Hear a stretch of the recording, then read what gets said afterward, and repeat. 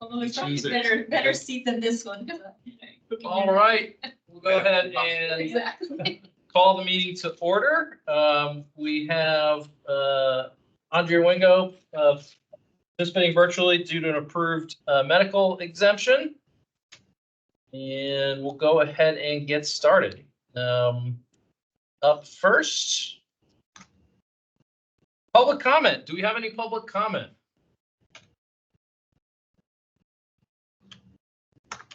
Well, all right, on to the chair's update. Hey, Gary. Hey, folks. Just got started. The only real update I have is that the timing, looks like the timing on the capital improvement plan will be released in May. So we'll probably have some time to talk about that in May. So highlighting that for folks, take a look when it comes out and come prepared to discuss that at our May meeting. The schedule for feedback session looks like the county board will schedule feedback sessions in June and July. So we'll want to make sure that we have any of our comments ready to go for those sessions. That's the only chair's update I have. And we will turn it over to Professor Jason Lee from George Mason University, the Institute for Digital Innovation. This is a relatively new resource that we have here in Arlington as a result of the investments made to expand the talent pipeline here in Arlington County as part of the economic development deal to bring Amazon HQ2 here. And so I thought it would be a good synergy to have some folks from George Mason present, and Professor Lee is kind enough to come and talk about his project for us. So Professor, I'll turn it over to you. Okay, sounds good. So let me see if I can share my screen.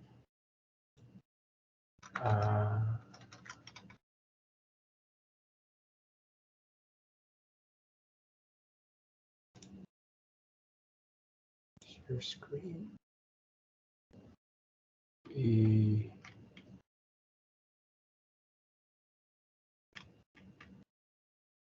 Okay, so let me see. I have too many pages opened up, so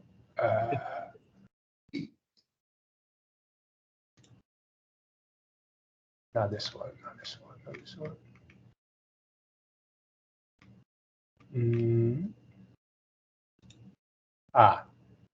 I think I find it. You see my screen? Yes. Yeah, screen. Okay, great. So thank you for inviting me. As I was telling earlier, I really wish I could be here in person, but our class just ended like now probably like 20 minutes ago. So there's not enough time given the traffic from Fairfax to Arlington. So I have to do it online. Today I am going to talk about something, as John mentioned, that I got a grant from the ITAC at George Mason University to explore the business applications of a concept called verifiable computation, or you can call it succinct proofs, because this is something relatively new. So I don't think there's kind of a well-accepted standard terminologies. All right, so I may use verifiable computation. I may use succinct proofs interchangeably. They all mean the same thing. Okay. So, and also I want to emphasize that this is still work in progress. This is not like a completely finished project, but I think I have enough to share. And I will also very much appreciate any suggestions, comments, advice. Anything will be appreciated. All right, so let's talk about verifiable computation. So what are we really talking about here? So let's think about the problem like this, okay? So it may look a little bit abstract at the beginning, but I'll try to make it more concrete as we go along. So at a very high level, the problem that we're trying to solve is the following. Suppose that we have a client, and the client have some pieces of code, okay? We denote as C, a piece of code and some input values, okay? And the client want to know what is the execution outcome when you plug in the input values to that piece of code, okay? The problem is that the code itself may be very costly to run. Think about, for example, training an AI model or something, right? So just the client doesn't have enough time, or doesn't have enough memory, or just the hardware, just not enough hardware to actually run the code. So how can we do that? Well, very naturally, you're going to dedicate this computation to somebody else. So the client dedicates this this task to a server, and the server will run the code C. Now, the server runs the code and returns a value Y and tells the client, so voila, here's what you're going to get. That's the Y, and I did all the computation, I get this outcome. Now, if you are the client, you're going to think about, well, how can I know that this Y actually is from the computation of this code, right? So there's, of course, a very trivial way of doing this, and that would be just like, okay, let me just run this by myself, and I can verify whether the outcome from my own computation actually matches the Y that the server gives me. But that defeats all the purpose of delegating to the server, right? And also that may not be possible because of all the constraints that we put forward. So what we want is we want to have a way so that we can verify that the computation of certain code is actually correct without incurring large overhead, right? So this is why we go back to the name called verifiable computation, right? I want to be able to verify that the computation is actually done correctly. And also why we call it succinct proofs, because I want to prove that the computation is done correctly, and I want the proof to be very succinct, very short, so very efficient to do. Right? So this is basically the problem that this entire technology is trying to achieve. Right? I may pause just for a second and to see if there are any questions. I want to make sure there's no questions on this slide, because otherwise it's going to be a pretty tough remaining time. Are we all good on this? Okay, great. All right. So my plan for today, I mean, depending on how much time we have, I may cut some of the materials. So I'm going to talk about first, where are the potential business values that coming out of this succinct proof or verifiable computation techniques, right? So, and as a heads up, right? So I am more of a theorist, right? So or an economist. So I would think about these business values from economic principles. And when I'm going through these discussions, if you can think about any particular applications that comes from your professional life, please feel free to jump in and we discuss whether that would be a good application or not. Right. So I'll first talk about where the business values would be. And then I don't just want to treat it as a black box. So actually, I want to give you a taste about how this is achievable, why we can actually make this happen. And then by the end, I will tell you about what are the current limitations, what are some of the bottlenecks that prevents this from adoption, and what the industry, basically kind of what is the frontier and the status quo of the industry is. Right, so this is our plan. All right, so let's first get into the potential business values. So I think, as you can probably immediately see, that this verifiable computation, the problem it tries to solve is the lack of trust in outsourcing digital services. So why do we care about outsourcing digital services? As an economist, I will always think about that the fundamental source of economic productivity comes from specialization and trading each other's comparative advantage. That's why we want to have trade. That's why we want to have like contractors, right? So we want to give any task to whoever is the best at doing it. Right? So this is how together we will thrive. And so that's why we want to delegate digital services to specialized third parties. But a key friction in all these delegations is what economists will call the principal agent problems. Because if you ask somebody else to do work for you, you cannot just assume that they will put your interest first, right? You can probably assume that whoever is the third party is actually working on your behalf is trying to do whatever is optimal for themselves. So this is what we call principal agent problems, or you can just think about it as kind of a lack of trust. And at a high level, verifiable computation is trying to use technology, right, to overcome this principal agent problem. So if we talk about the digital services and like just in IT world, then we can think about there are different modes of organizing digital services. So, and that relates to different levels of delegations. Right, so we can think about one way is on-premise computing, right? If you are just don't trust anyone to do computation or do digital services for you, so you just do everything on your own computer. If you are a small business, you own your own server, right? You do own your computation. You do not hire anybody else, right? And certainly we know that this is probably going to be not very efficient, but at least there's not going to be any trust issues involved in this. So another approach, well, is like what if I delegate the task to somebody else? And this is what we see as cloud computing. And the reason, I think one of the reasons why cloud computing is just so popular, it becomes such a thriving business, is because it kind of is a very good example of like specialization and utilizing trading of comparative advantage, right? Let the cloud service providers specialize in doing all the digital services for you. And so then you potentially can enjoy all the efficiencies.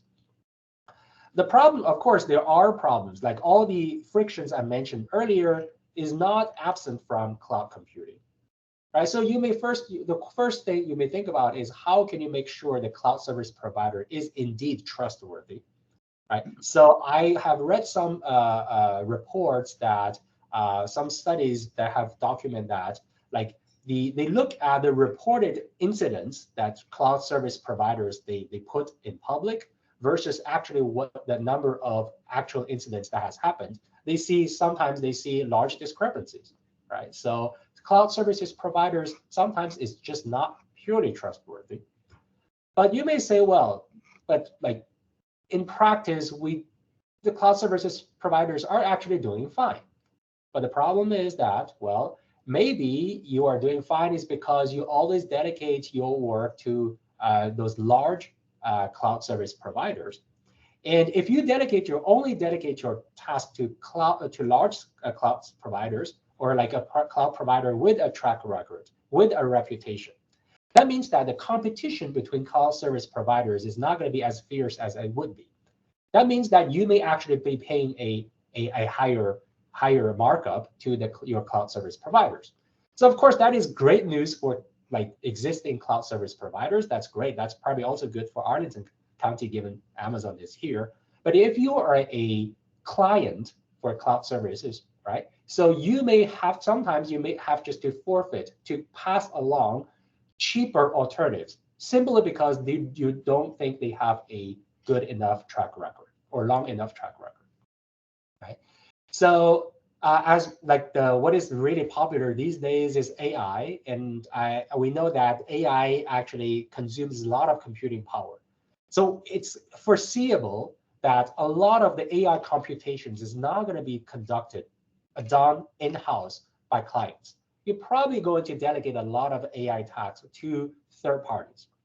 And so, for example, like we know that AI is like but fundamentally training an AI model is solving some optimization problems. So there are going to be iterations when you optimize an algorithm, right? So, and if you are a client, you can imagine that AI service providers, they may have incentives to, instead of like theoretically, maybe they need to do 100 iterations to get the optimal value that is close enough. They may feel, okay, maybe what if I just do 10? Maybe it's good enough. Maybe the customers may not be able to spot that, right? So how can you actually trust that? But if they actually bill you for doing 100 iterations, well, that is again an example of the principal agent or trust issues, right? So we can see that cloud is great, but of course there are potential problems from that. So there is another way of thinking about organizing digital services, in which I think the trust issue is going to pop out even further. Right, so there are some discussions in the industry about so-called decentralized computing. Right, so the idea is that unlike the cloud model that we trust a single entity, we delegate all our digital services to each other. We may have different service providers. Everyone may have different demand for digital services. Also, they may have the hardware and the expertise for working on doing different digital tasks. What if we just delegate this task to each other, right, and let each others to run the digital services for us?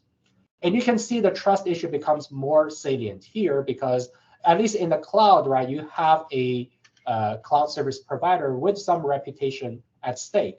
Right? Maybe they will charge you a premium for their reputation, but at least you can say, well, maybe they're kind of trustworthy. But if you want to do decentralized computing, you want to actually dedicate your services to each other, to all these different small service providers, the trust issue becomes even more salient because it's just hard for you to trust in a random Joe is actually going to do all the digital tasks for you truthfully, right? So furthermore, if we can solve these problems, then we can actually facilitate a better cloud market, right? We can facilitate a better decentralized computing market. And also potentially we can also allow further specialization, right? So, and everyone now they can take a certain piece of a digital task and maybe they can invest in specialized hardware and actually do the job very efficiently for each other, right? So if from an economist perspective, solving the trust problems will be a very good way of unleashing a lot of economic productivity. Okay? So just to make an analogy, like this, a lot of them may look a little bit abstract because this is not like, it's really coming from economic principle. It's not like a particular business case that I'm showing here. So I think it would be helpful actually to talk about, to give an analogy so that hopefully it makes more sense. So the analogy, like if we think about the transportation industry, right? So think about now, instead of like doing digital services, or I'm like talking about the need to commute. The first model of on-premise computing, right, is almost just like everyone owning their own car, right? And everyone has a private vehicle and do their commuting themselves. But you can see this is going to be highly inefficient because most of the time the car is going to be in the garage, rather than actually on the way, actually doing what it's supposed to be doing is like bringing people and cargoes to where they want to be. So you can think about a cloud model is like a taxi services, right? So now the taxi company owns all the fleet and everyone just like call on the fleet, the ride on demand, right? The problem is that, well, it may be potentially the cab services may enjoy a lot of monopoly power so that you actually may need to pay a pretty high fee, right? Or to actually take a taxi ride. So if you think about the decentralized model is almost like a ride-hailing services like Uber or Lyft, right? Everyone owns their own car and they provide services to each other. And at least when the ride-hailing services, when they first came out, right? Hopefully everyone still remember, at least in my memory, right? When it first came out, when I first used Uber or Lyft, that was back in 2013 or 14, just sometimes like 10 years ago. Right? Why do we adopt it? Because it was just really cheap at that time, right? So, but right now, like, so at the time, like it was much cheaper and the idea was very compelling, right? So like now people with spare cars and whatever, they can actually provide their ride services to each other. And of course, over time, we realize, okay, maybe actually ride-hailing services actually also may not be that cheap. It's kind of very comparable to taxis. And what are the reasons? Maybe one reason, that here's my theory for this, and you may have your own opinion, is that what those ride-hailing services, what they provide is actually, in certain sense, is a trust layer. So why couldn't ride-hailing be available before? Is that it's just so dangerous to just hop in a stranger's car, right? So now, like if the car actually, like now with those ride-hailing platforms, now you know that, for example, you're calling a car from Uber, then you know that like Uber is kind of providing you some assurance that the driver is going to be trustworthy, has gone through all the background checks. So that's great. But the service, the platform that provides this trust layer is also a centralized party. So in certain sense, they can actually charge very high fees. And so that I think that's part of the reason why like high charges to cabs doesn't actually get completely mitigated from those ride-hailing platforms. But if we can have technologies to get rid of a centralized platform to actually provide this trust, then potentially we can lower the cost of doing it right, and similarly the cost of doing digital computations. And as you can imagine, what I am trying to see from my study is whether the verifiable computation technologies can actually provide all these trust layers that I'm talking about. Okay. So any questions so far? Okay, I hope that is all clear. So everything so far sounds a bit theoretical. Okay, so you may ask, are there actual business cases, the actual business applications that this kind of verifiable computation techniques has already actually been used? So there are some examples, but these examples come from a very specific domain, and I'm trying to give you some reasons why I think that is the case. And the domain that most it comes from is actually coming from the Web3 space. So so some of you, probably many of you, have heard about the term Web3, but I'm sure that everyone has heard about the term blockchain. And so the Web3 is kind of like a new trendy term that people come up with to describe anything that is somehow related to blockchain technologies. So just as a kind of a background, for the past almost 8 years, I have been studying blockchain technologies. So this verifiable computation stuff is kind of new to me. As I said, this is kind of a work in progress. But the blockchain space I've been studying this for years. I have a lot of experience with the blockchain technologies. So the idea about this verifiable computation and applying them to actual business cases actually come from the blockchain space. So I can give you 2 examples. So one example is a project called Filecoin, and they do decentralized storage. So the idea is very similar to what I've been describing here about like doing this decentralized computing, right? But their focus is not just on computing itself. Actually, they focus specifically on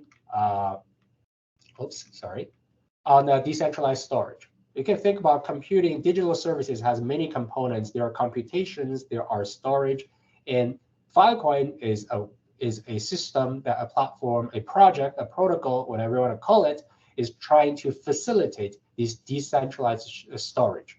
And you can see that if you want to do decentralized storage, the immediate problem is that I have some certain files, I want a random person to store it for me. How can I make sure that they're actually doing it fine? Right? So actually, how are they truthfully, honestly storing it, and my file keeps all its integrity? And so the protocol comes up with a lot of cryptographic tools to actually achieve this. So that can be thought about as one example. And that is kind of an early example. And there is another example that may come up with just probably closer to what we've been describing in terms of verifiable computation. And this comes to this so-called ZK rollup technologies in the blockchain. Okay, so in case this is new to you, let me try to explain it a little bit further. So as we know that blockchain is kind of a decentralized database, right? So you have various transactions, all kind of digital services, digital computations that is stored on a database, which is called a blockchain. But the key to this database, to the blockchain, is that this database is replicated across many different nodes. And part of the reason why blockchain is just a very robust system is because just all the digital records are going to be replicated across different entities. So there is no single point of failure. If I get this, if this guy is down, his computer is down, right? We can still have other servers that is keeping the digital records. But you can see this strength of a blockchain is also its weakness. Because now if you, instead of having a single entity managing all the ledger, all the records, right? If you now just require everyone, a lot of people to actually store these files and maintain stuff, it's just going to be costly, right? So like so another way you could think about is like, just like, it's kind of like democracy, right? Democracy is great because it's very robust. It's not going to be taken over by a single entity, but democracy has the problem of being slow, right? A dictator is just much faster, more efficient, right? But of course, but the problem is if a dictator actually turns bad, then it's going to be non-desirable. So people have been thinking about whether we can actually put together the benefit of a like single server, the efficiency of like a single entity, and the robustness and the security of a blockchain. Can we put them together? And so one of the applications that people come up with is like, maybe we just let some single party, right, to do the computation for us. And then whatever is necessary, and then the computation is going to be done in the verifiable way using the verifiable computation technique I've been talking about. Right? And then whatever is necessary for others to verify whether the computation is done correctly will be restored on the blockchain, right? Because the proof is succinct proof, right? So those proofs, like instead of storing large transactions and large computation tasks onto a ledger, right? We now just store small and necessary stuff for verification on the ledger. So that that's kind of one way of connecting just get the benefits of two worlds. So this verifiable computation stuff actually really get popular because of the blockchain. At least for me, why I got interested in this technology, want to explore it further, is because my past research in blockchain, and I just hear people in the community talking a lot about this. And as you can see that, right? So the idea about verifiable computation should not just be restricted to blockchain. It's supposedly it can be applied to a lot of spaces outside of blockchain. And this is like, my project is trying to see what are the business applications outside of blockchain. And because I do believe that there's a much bigger world outside blockchain. Blockchain is a niche market, right? But the world of delegating digital services to others, that's a much bigger world. If we can unleash the power there, it's going to be extremely helpful for the economic productivity. Okay. So I wonder if there is any questions.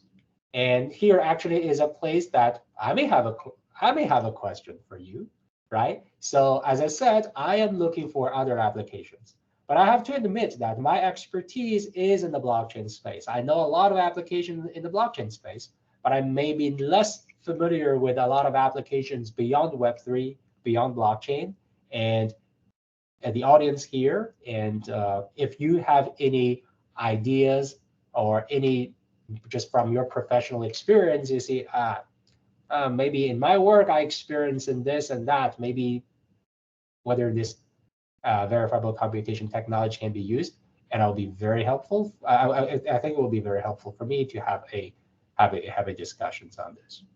Okay. We'll go first off, fascinating, thought-provoking stuff. Very forward-looking. We usually deal with very pragmatic stuff, so this is fun for us. But I'll go around the room. Anybody questions?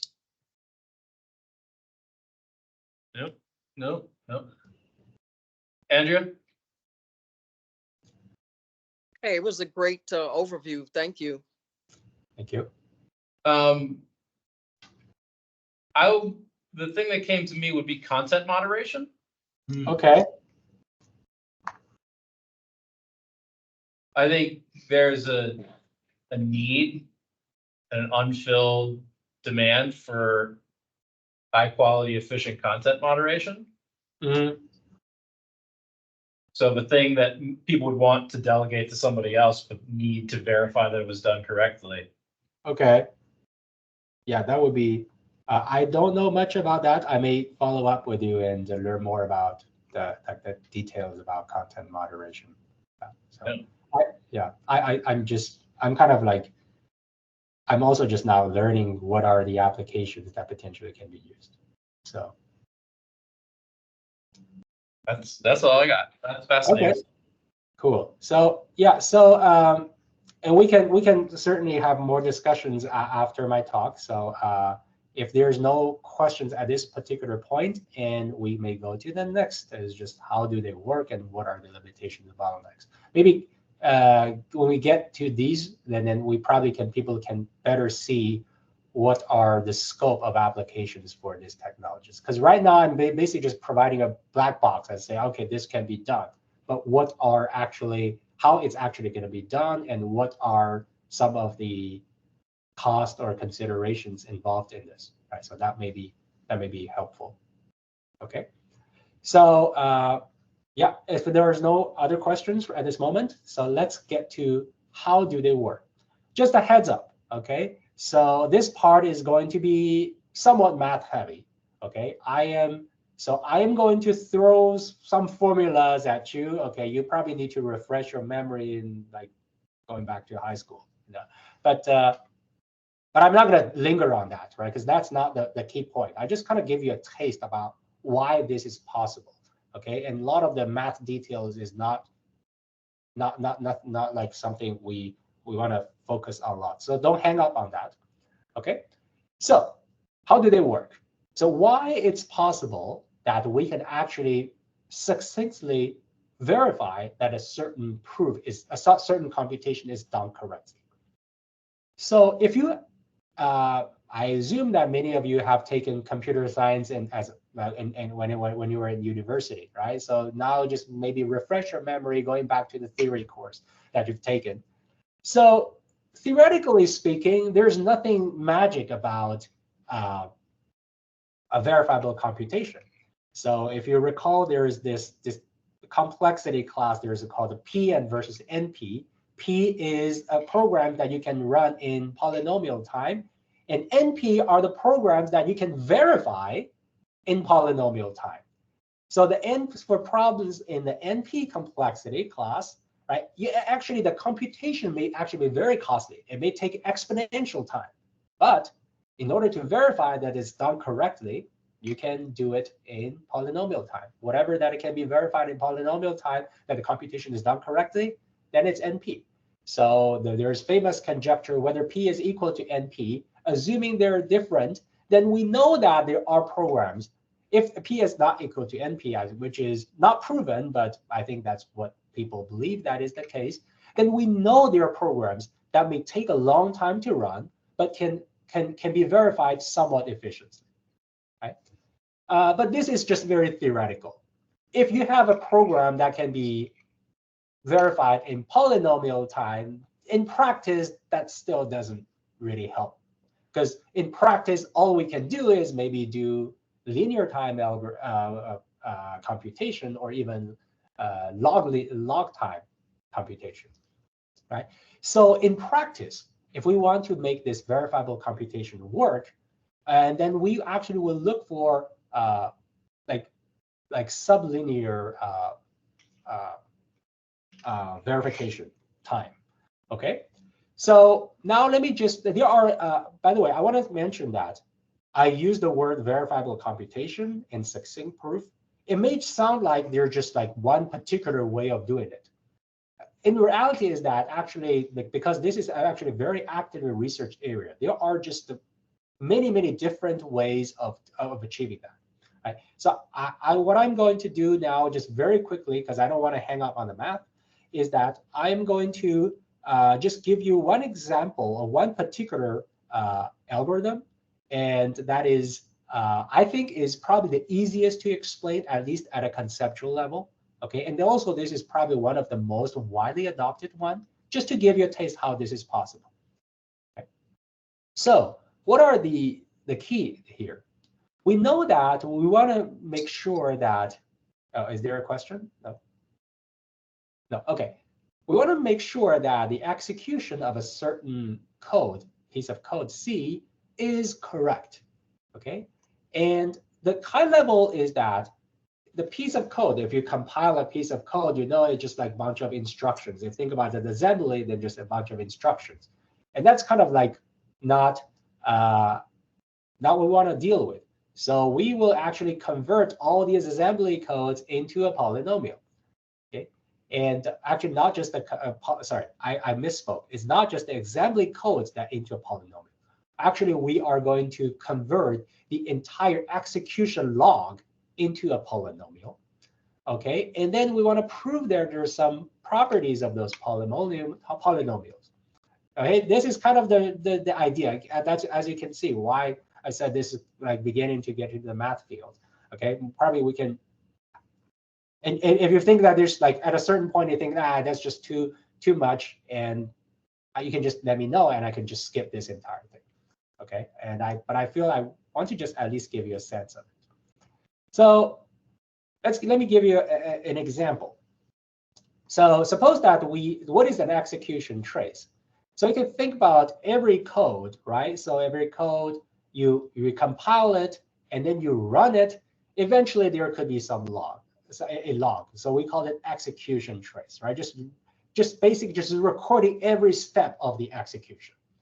So and with some compiling, you can assume that every computation step is basically either taking addition or taking a multiplication. Right. So here I give an example of a execution trace. So here basically is I have left, right, and outcome. Right. If the left input is 1, right input is 2. If the instruction is addition, then you can see 1 plus 2 becomes 3, right?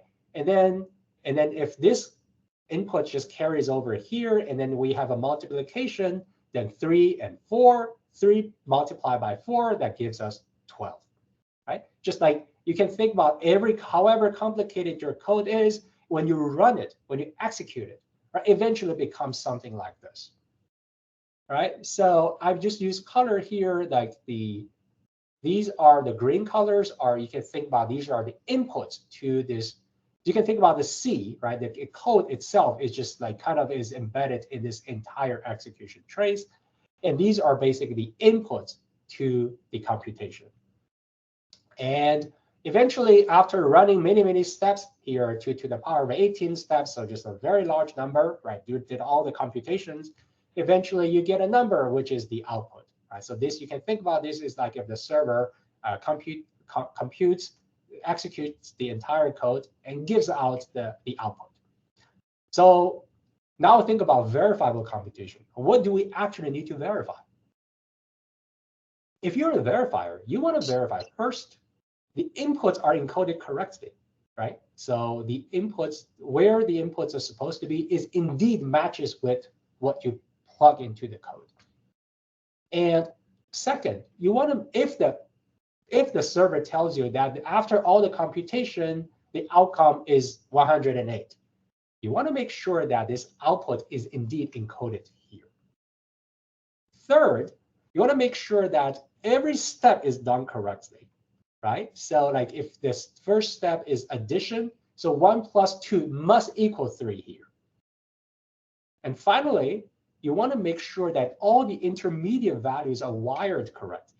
Maybe your code says the output of the first step now goes to the input of the first step, right? So that you want to make sure that these two values do match up. If you have 3 here, but you have 4 here, that means that, well, you are not using, you're supposed to be, the second step supposed to use as input the output from the first or the previous instruction.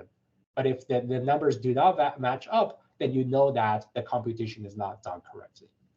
Once all these steps can be verified, then the verifier could know that, okay, this 108 is indeed taking these inputs, running this piece of code, and that's the exact numbers that is done.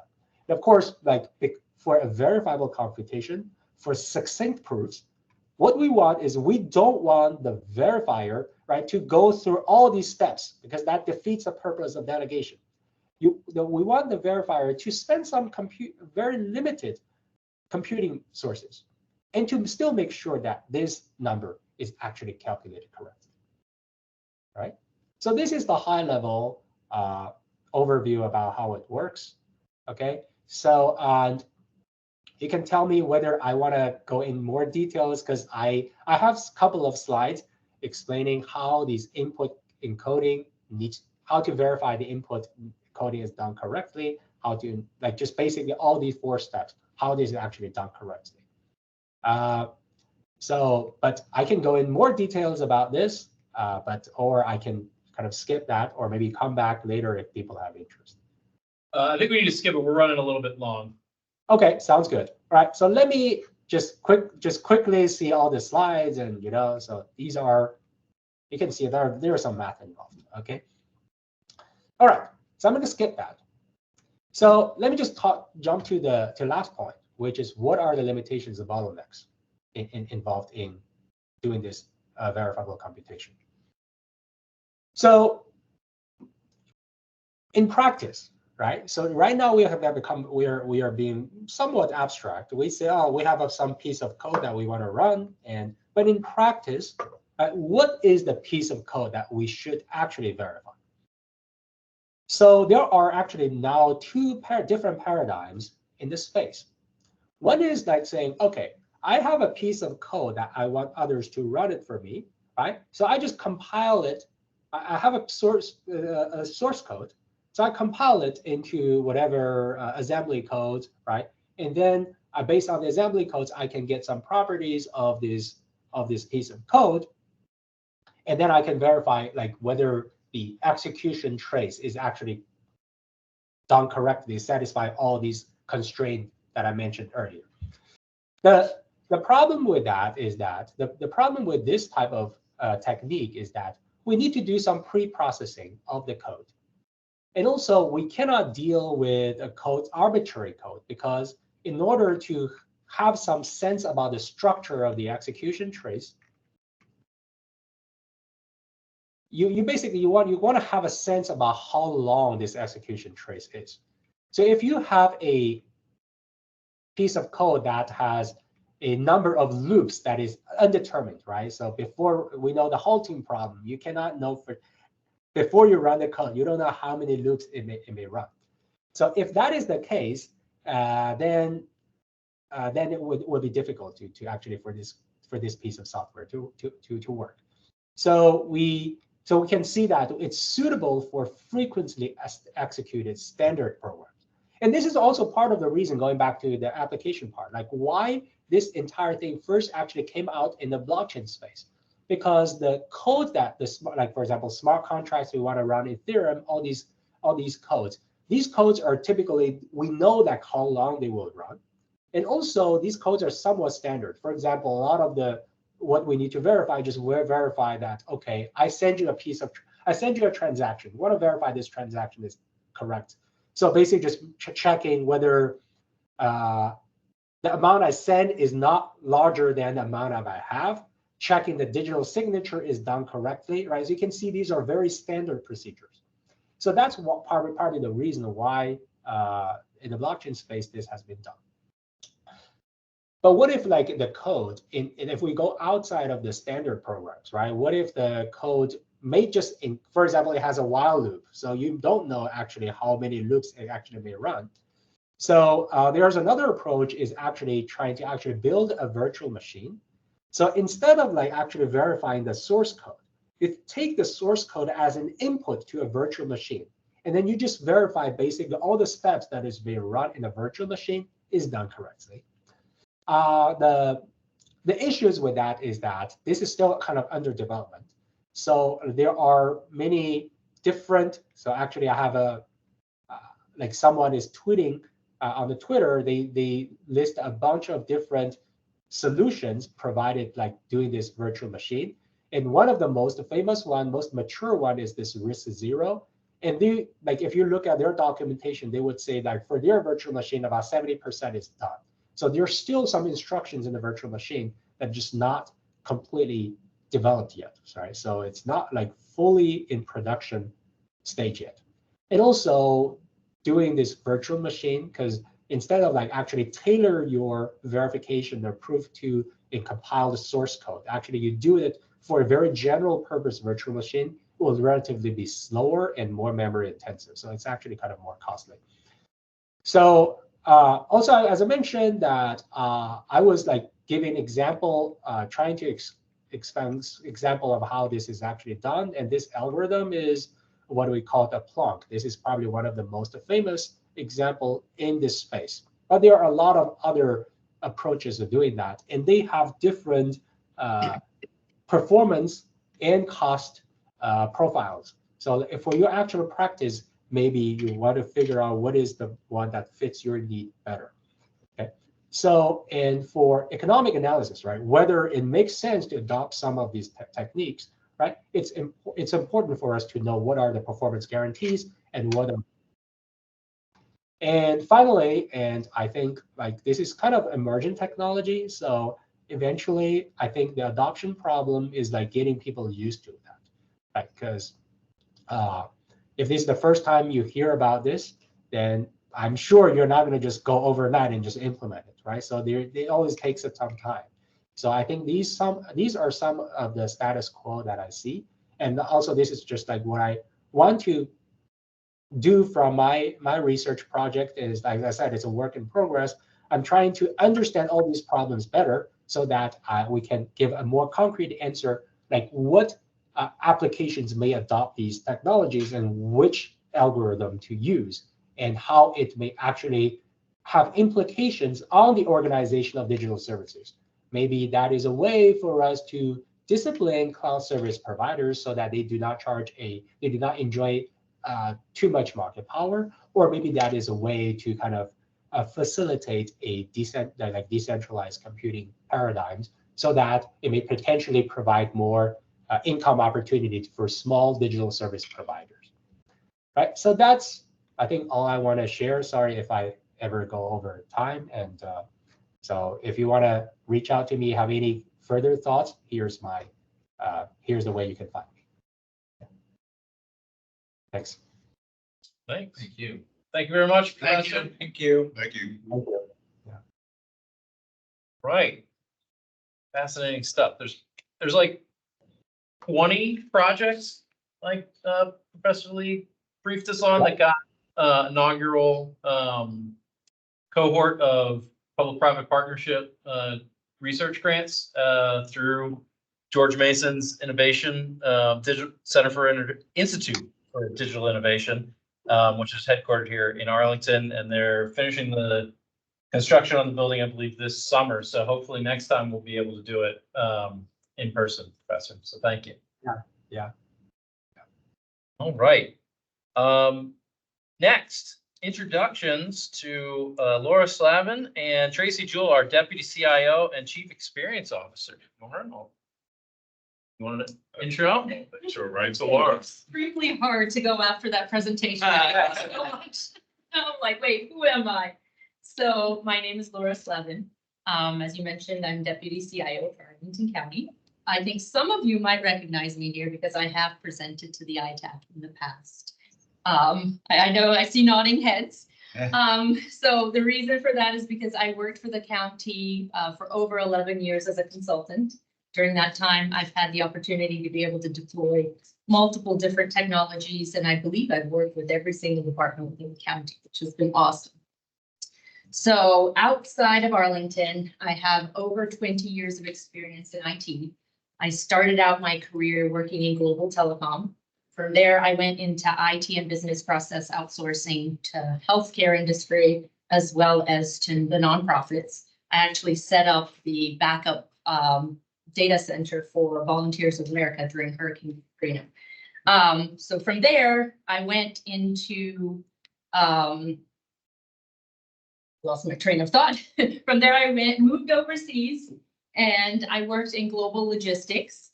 For global logistics, I did a lot of data recovery, as well as implementing logistics for the Benelux countries, Belgium, Netherlands, and Luxembourg. Then I moved back to the United States and I got into consulting. In consulting, I worked for both local and federal government. For the federal government, I actually deployed technology in one of the first post 9/11 facilities within Washington, D.C. And then I was in charge of moving all of the technology for 5 different agencies into this new facility, which was quite fascinating. So after consulting, I actually accepted this role in Arlington County. So as deputy CIO, I oversee. Sorry, what was that? I hope so. And I'm tired, so forgive me. I've been up since 6 this morning, so if I say something ridiculous, that's probably why. So as my role as deputy CIO, of course, is to support Norin, the CIO. I also lead 4 divisions within the Department of Technology. The first one is infrastructure and operations, digital innovation and cloud, enterprise applications, and customer experience.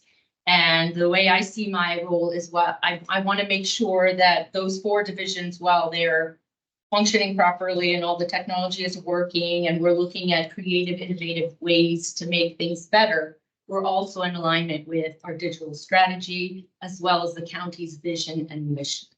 I've been in my role for probably 6 to 8 weeks at this point, but there's a couple of things that I look at doing as part of normal operations. I want to make sure that whatever we do, whether we're deploying new technology, we're upgrading something, we're enhancing something, that there's 3 core things we're looking at. The first one is cybersecurity and data privacy. We need to make sure that no matter what we do, we are looking at an impact assessment on, how would this be affected? How does this affect cybersecurity? How does this affect data privacy? And making sure that we've got key measures in place for everything that we're doing. The second thing that I look at doing is, what is the impact? Why are we doing this? Is this saving the county money? Is this saving time? Is this making the user experience better? And the third thing is, I want to make sure that we switch looking at technology from a different perspective. I don't want us to look at technology as technologists. I want to look at technology from the user experience. I want to make sure that we understand what the user needs and not what we want to do. So even before I was in this role as a consultant, I kind of had a vision for what I'd like to do at the county. During many of my travels, I realized that some governments are extremely good at providing government services to their constituents, and the constituents seem to be very happy with the services. So I looked into why that is, and I realized it's very simple. It's because they brought government services to the constituents. And what I mean by that is they made the services extremely easy to use. So it's accessible to constituents anywhere, at any time, in any place, and it's extremely easy to use. So one of the things that I look at doing is I want to make sure that as technologists, we build the foundation to be able to realize that vision. And the way that you guys can help me is, number one, tell me if I'm crazy in my vision. And number 2, tell me, is that, what are the constituents looking for and how can we help facilitate that through technology? And then, of course, to keep us accountable, keep me accountable to make sure that, whatever we decide to do, we actually implement. Go start around the room with you. Don't have any questions at this point, but to introduce myself, I'm Jim Smith. I've been on the mission about a year. I'm a reformed lawyer, semi-retired lawyer, and also was VP of a telecommunications company and president of the Industry Association of Telecom Companies. Very nice to meet you. Welcome. Thank you. Andrea? Hello, can you hear me? Yep. Yes. Yeah, I'm a current doctoral student at Marymount University. I'm retired Army and I also serve as a system security engineer for Red Rock Government Services for the agency. Very nice to meet you. Prescott? My name is Prescott Berg, cybersecurity engineer at Deloitte. A year now. Goes fast, Jared. I'm Jared. This is my second meeting. We're I'm both brand new. new. Yeah. I am currently a consultant with CISA, so I'm working in critical infrastructure security. Laura Gross, I've been with the ITAC for 2 years now, and I am a security consulting manager for Accenture. I'm Michael Cornfield. I'm a retired professor of political management. Hi, my name is Byron. I've lived in Arlington for about 20 years. And my background has been full stack development for different government agencies. Worked for Hewlett Packard for 8 years and now work from home. Hi, Laura. I'm Gary there. I've been with ITAC for about 3 years now. My background is, well, I'm a retired government attorney primarily with Federal Communications Commission, specialized in cybersecurity and communications reliability security bureau, and also did some number of years at the Patent and Trademark Office and intellectual property. John Berg, Chair, been with the commission since 2019, I think. Product manager for federal government. I think the feedback I'd have for you is that you're not crazy at all. Good. I think we're all ecstatic to hear it because our recommendations have been in this vein. And that we think that there needs to be a more robust civic engagement process to set forth what the strategic plan for information technology in the county is. Our recommendation was to connect that with the statutory requirement that the comprehensive plan consider the provision of broadband. So if we're going to be doing broadband, we might as well overachieve. Not a requirement, but we think there's more value in kind of a strategic plan that takes into account more public engagement. That is has the force and effect of county board policy. I think your idea of bringing digital services to and services directly to the constituents using digital technology, information technology to make it simpler, easy, more broadly accessible at more times to more people in more ways is absolutely on point. So we're all thumbs up. Thank you. Now I've got my. Thank you. Out for me. Let me go. Yeah, I'm Frank Jess. I'm vice chair. I'm a retired communications attorney. I was at a law firm in Roslyn, I guess it was 26 years, and I was with them 35 years in all. And I've been on this commission for 24 years. Nice to see you both again. I do Yes, remember yes, my last time in ITAC. Tracy, would you like to go? Sure, happy to. Hello, everybody. It's nice to meet you all. I'm Tracy Jewell. And like Laura, I'm on just over 2 months in to the job, and so far just loving it. It's a fantastic organization, and I've met a lot of great people. I come here from most recently Fairfax County Public Schools, where I was the director of IT support services, and so I've spent about 20 years in IT doing customer support, technology training, customer communications, project management, organizational change management, user experience. So a lot of those touch points with customers of different kinds, both internally to staff, but then also to the community with the school system, parents and students and other community members. So very familiar with working with advisory groups like this, and very much value the input and opinions that you all provide and feedback. I think my role, while I believe there is a lot of work to do ahead, I'm super excited about it. Really, it's in my view, making sure that we calibrate all the technology that we provide to empower.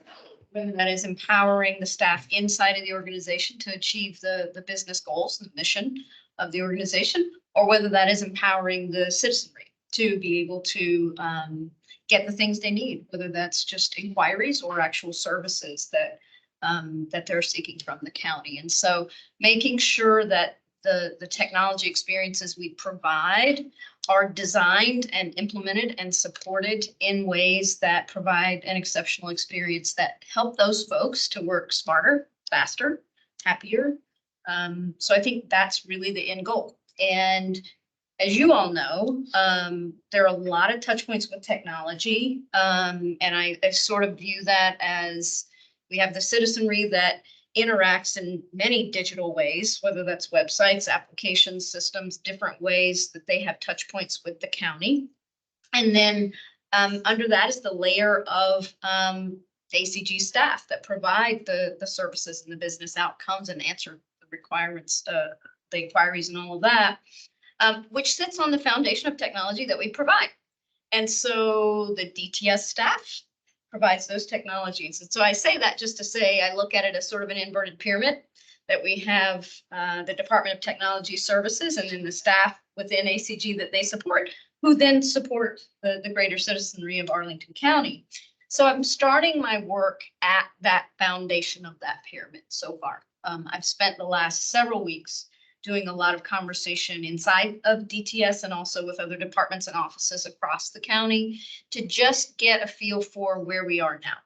And part of the reason I'm starting there is because one of the best lever points to provide a great experience for the customers is to make sure that we're making things as effortless as possible for the employees. So starting on with a strong foundation to make sure that we've got the best practices and processes in place there, and then starting to look at how is that impacting the citizenry. And so when we talk about really engaging with the public, as you mentioned, John, I'm looking forward to that piece too. And I'm looking forward to working with you all on the best ways to do that, to get feedback from that community. That whole idea of creating continuous feedback loops where we can do pulse checks of, are we actually meeting the needs? Are we actually empowering the people we seek to empower with these technology tools? And if not, how do we tweak that? Is it a communications tweak? Is it a training tweak? Is it an actual interface tweak that we need to make it as easy and accessible as possible to use these tools? So that's sort of the work ahead that I view. So I'm excited to keeping you all informed in the work and hearing your feedback along the way. It's fantastic. Very excited. You are. Customer experience is huge. It's important. I think one of the fundamental reasons why we made the recommendation for a strategic plan that has the force of county board policy is because as technologists, we've all been involved in digital transformation efforts, and we all know that the technology is not usually the impediment. The budget is not usually the impediment. It's the organizational culture that's usually, and the resistance to change, that's usually the impediment.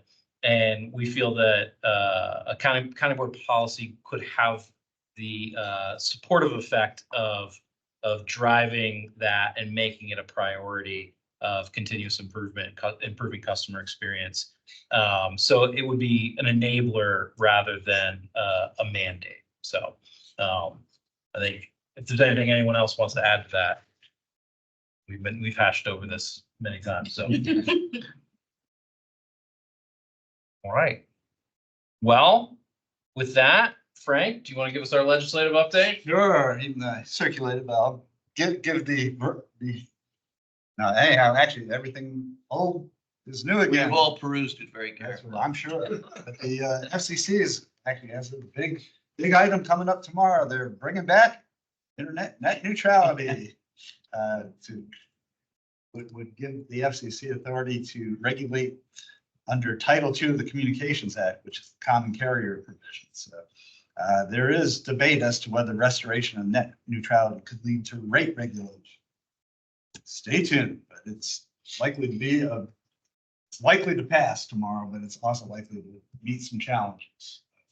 By way of background, Yeah. it was passed during the Obama administration. As soon as the Trump administration came in and the membership of the FCC changed to the other party, it was completely abolished. And now with, it's taken a while, hasn't it? It's the fourth year of the Biden Right. administration because it took them a long time to get commissioners on board. But now that they have a majority of Democratic commissioners, it's back. So stay tuned is right. The full Attorney Employment Act. Yeah. Hopefully you guys have retirement. For sure. Yes. City of Joplin, Missouri has awarded ALLO, that's ALLO, all caps, fiber, a franchise to build a community-wide broadband fiber network to compete with longtime incumbent cable operator Cable One. And the network will be fully funded by ALLO. So it's just an interesting development. It's unusual for a overbuilder to provide a fiber against an entrenched incumbent. So it'd be interesting to see how that rolls. The FCC has recently released a consumer fact sheet outlining the new point of purchase broadband consumer labels, resembling the nutrition labels you have on food products, which is required by ISPs offering standalone broadband services, provide information on pricing, speeds, bandwidth, et cetera, so you can know what you're buying when you buy it at the point of purchase. Verizon introduced Advertised speeds or actual speeds? maybe both. I don't know. Verizon introduced its Verizon Forward program in 2020, which could lower eligible customers' monthly internet prices to around $20. With the coming end of ACP funding, Verizon is offering Verizon Forward subscribers a discount that will effectively make their internet services free during a 6-month promotional period. There are efforts to, speaking of ACP, there are efforts to do a fast track legislative maneuver to try to provide additional funding, keep it funded. Has not yet been acted on, but may still happen. There seems to be action, legislation moving. So This is the affordable connectivity plan for those. Yes, Yes. yes. And Cheap broadband, subsidized. which provides $30 a month discounts for many eligible subscribers. The Virginia State Legislature and Governor Youngkin agreed on something. They're finalizing a make-ready bill covering utility pole access for broadband. State Corporation Commission will have 240 days to arbitrate pole disputes and build out of broadband. Got All right, next up on the agenda, DTS update. Nora and Richard, do you have anything additional to share with us other than the introduction of these two wonderful civil servants? No, we did the CIP briefing and waiting for decisions to be made on the CIP funds.